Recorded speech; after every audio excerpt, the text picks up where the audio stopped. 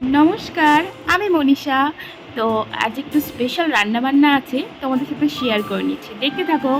প্রথমে এই যে ছেলের রান্নাটা করে নিচ্ছি, ওর একটু মেটে দিয়ে একটু তরকারি করছি, ভাত দিয়ে খাওয়াবো বলে। আর এখানে দেখো আজ একটু মাটন করব, তাই মাটনের সব রকম প্রিপারেশন নিয়ে নিয়েছি। আর এই যে মাটনটা সুন্দরভাবে কষানো হয়ে গেছে। আর তার সাথে করব চিকেন বিরিয়ানি। আর জানো তো আমি এত কিছু একসাথে মানে করলে হয়তো সারাদিন কাভার করে দিতাম। আমাকে মা আর বাবা প্রচণ্ডভাবে হেল্প করেছে। আমার মা এসেছে, মা আমার পাশে দাঁড়িয়ে সবটা ভালোভাবে করে দিচ্ছিল। আর এখানে আমি চিকেনটা ম্যারিনেট করে রেখেছি, বেরেস্তাও করা হয়ে গেছে, ডিম সিদ্ধ করা হয়ে গেছে।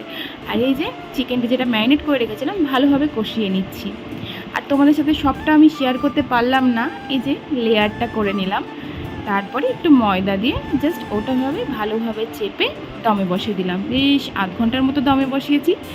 তারপর আমি যতক্ষণ ওটা দম হচ্ছে ততক্ষণ আমি একটু রায়তা বানিয়ে নেব। এই যে এর ভেতরে একটু শসা আর একটু পেঁয়াজ দিয়ে নিলাম, সুন্দরভাবে কুচি কুচিভাবে কেটে গেল।